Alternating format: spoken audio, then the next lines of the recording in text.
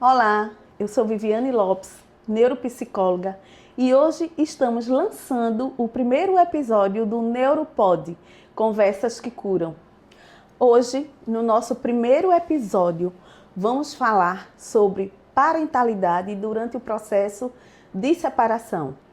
E para falar sobre a temática, trouxemos aqui a doutora Ana Karine, psicóloga clínica, especialista em casal e família e arteterapeuta. Por que a importância de diferenciar o casal conjugal do casal parental nesse processo de separação, principalmente quando existem filhos? Primeiramente, Viviane, gostaria de agradecer esse convite. Fiquei lisonjeada de vir prestigiar esse programa que vai ser de suma importância para a saúde mental, Conversas que Curam. Achei lindo esse tema. E respondendo essa pergunta, eu acho que é a mais importante, essa diferença que a gente precisa ter sobre o casal parental e os pais, ou seja, o casal conjugal e o casal parental, é que a parentalidade ela não vai se divorciar. As crianças elas vão ficar caminhando com os pais dentro delas. Eu tenho a minha mãe, eu tenho o meu pai dentro de mim. O que se separa é a conjugalidade, é o relacionamento do casal.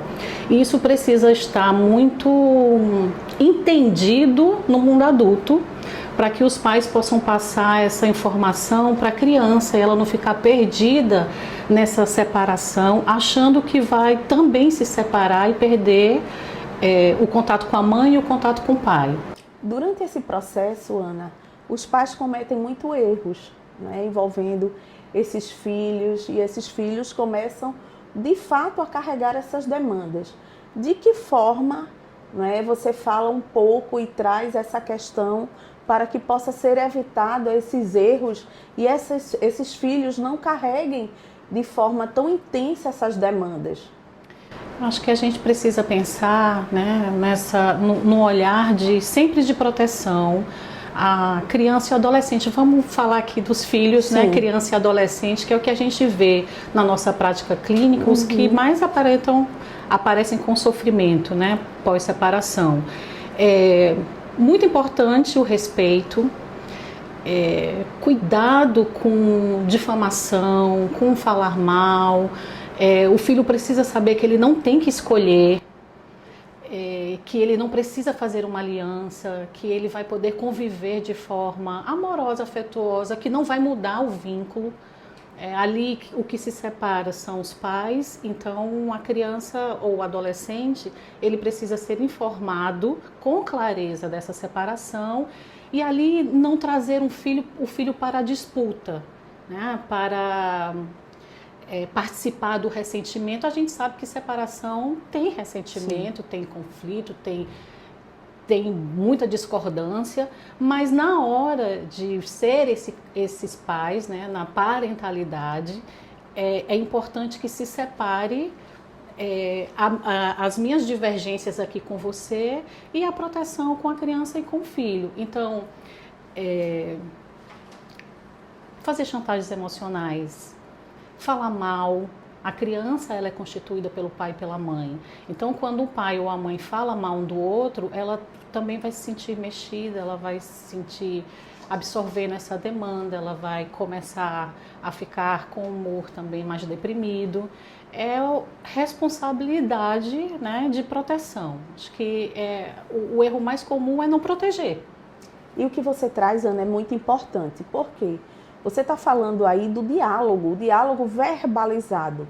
Levar para essa criança, para esse adolescente, para esses filhos, todo esse processo, mas dentro, né, de um entendimento que eles possam se sentir também participantes e dentro de um processo positivo. Porque, veja, a separação, sabemos que a separação é muito difícil, seja para qualquer idade. Mesmo sendo uma separação que chamamos de amigável, né, uma separação que já vem sendo trabalhada, vai gerar sofrimento. Faz sentido, Ana? Sim. Eu costumo falar que o divórcio, né, a separação conjugal, ela é potencialmente traumática. Não necessariamente. Ela tem um potencial se for conduzida de forma desprotegida para a criança, né? Então, existe esse potencial, mas não necessariamente vai causar trauma. Pode causar, sim, um desconforto, um luto a criança vai passar, porque eu queria meus pais perto de mim, mas ela não vai perder os pais, ela não vai perder a família. E quanto mais for, como você falou, né? Quanto mais tiver uma fala adequada para a idade, então muito cuidado com falas que são recheadas de sofrimento para crianças pequenas, porque ela não tem uma maturidade, uma cognição nem para elaborar o que é que está acontecendo, né? A fala precisa ser simples, né? Como é que a gente pode comunicar? De uma forma simples e nós estamos felizes juntos, papai e a mamãe resolveu que agora a gente vai morar em casas diferentes, mas que estaremos sempre cuidando de você, protegendo de você, amamos você, porque a criança ou o adolescente ele precisa entender que se muda a forma, se muda o contexto da família, ela ainda assim estará segura e não vai perder essa família. Ana, e como essa comunicação pode ser feita aos filhos, incluindo uma fala adequada, ou seja, um diálogo adequado para cada idade? É importante, né, para proteger a criança da compreensão até onde ela pode ir. Então, se for muito pequena, o mais simples possível.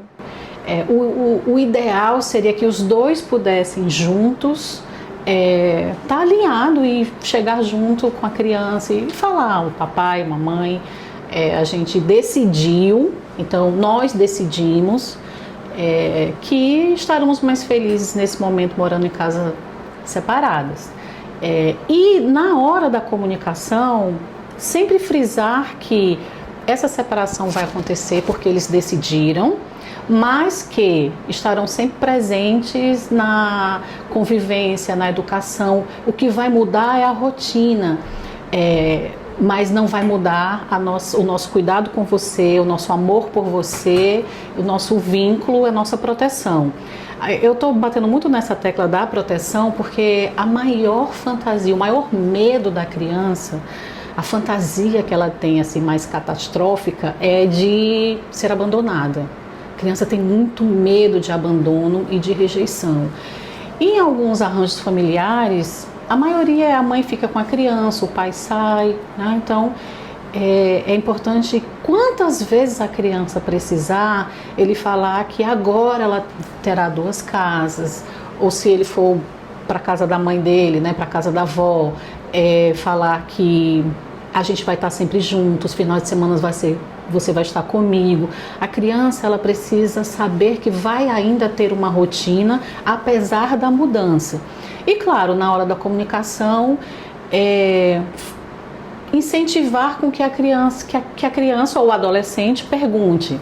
Normalmente eles não perguntam muita coisa, eles ficam mais fechados, tentando ali, a ficha caindo, mas ficar disponível, tudo que você quiser perguntar para o papai e para a mamãe, você pode perguntar. A gente está aqui para tirar suas dúvidas, responder e está todo o tempo fortalecendo que estará presente para dar segurança. E é muito interessante, Ana, isso que você está trazendo, porque a criança, ela traz o mundo imaginário e o adolescente, ele trabalha muito no silêncio.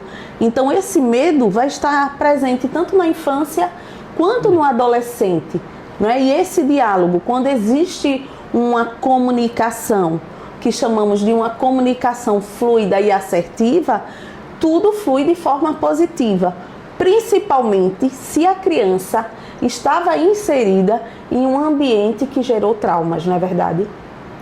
Sim, eu acho interessante essa fala de ambiente que gerou trauma, né? Voltando para aquela questão de a separação, ela ter apenas o potencial traumático, mas não necessariamente vai traumatizar um filho, uma criança ou uma adolescente, porque na verdade o que gera trauma são os conflitos, são as discórdias, as brigas, assim, com teor de agressividade exageradas.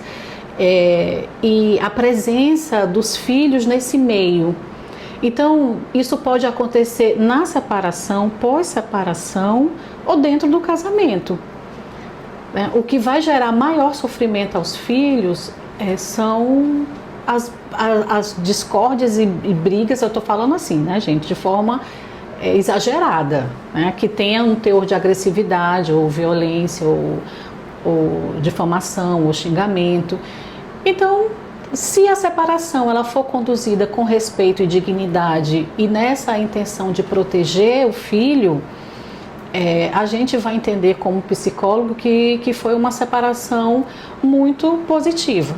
E o nosso objetivo é exatamente chegar até você, pai, mãe, que está passando por uma situação semelhante ou está em sofrimento, mas não quer ter uma tomada de decisão, porque não sabe como vai ficar seus filhos. Muitas vezes, Ana, é até importante deixar aqui claro que manter o casal, mesmo infeliz, isso não vai gerar um bom comportamento, né, que termina refletindo nos filhos. E esses filhos chegam até aqui o consultório, né, carregados aí de muitos sentimentos e de muitas emoções e que terminam verbalizando aquilo que estava sendo velado. Sim, tem uma situação de uma adolescente, um exemplo, né, que eu acho que é importante, de que quando os pais se separaram, ele foi só pós-separação dos pais que ele conseguiu se curar da gastrite. E na escola, né, como nosso trabalho era também junto com a psicóloga escolar, ele melhorou, ele tinha um TDAH, mas ele melhorou muito a atenção dele também na escola.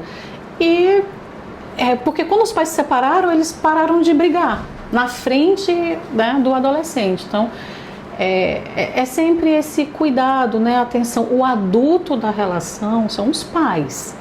A criança, ela precisa receber os cuidados primários, educação, proteção, orientação. Ela não pode estar envolvida em demanda que é do conjugal, que é do casal, não é da relação com os filhos, né? Então, o maior cuidado numa separação, na verdade, o maior cuidado em um relacionamento, sim, que se tem filho, né, Viviane, é que saiba se separar, né? E aí a gente está todo o tempo alertando nas nossas redes sociais de que se você, como pais, né, se vocês como pais têm muita dificuldade de sustentar, né, essa diferença, separar o casal parental do casal conjugal, então procure uma terapia. Sim.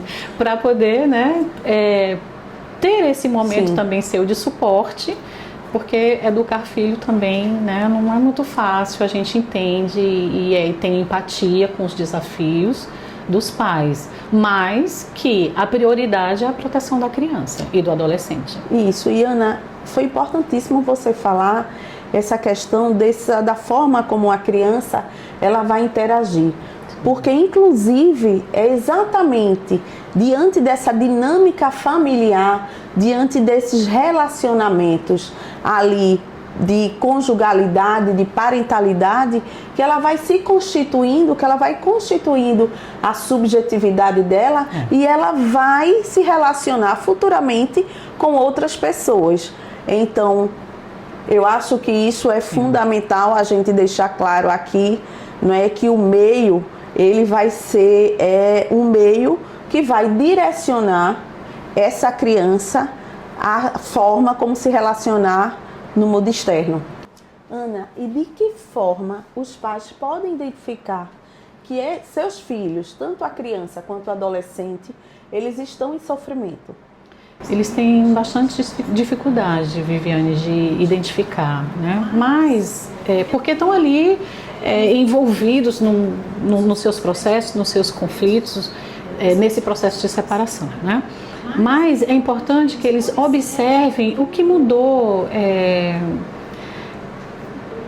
na fala, até na alimentação, no silêncio, ou às vezes em comportamentos um pouco compulsivos. Nem tudo é só agressividade, né? Assim, às vezes a criança ela fica exageradamente agressiva, então aí os pais conseguem identificar mais fácil, mas ficar atenta se teve alguma regressão, se está com medo do escuro, se quer dormir junto, se fez xixi na cama, o adolescente se ele está mais calado ou se ele está indo muito para celular, para jogo, se ele está muito introspectivo, se está comendo muito.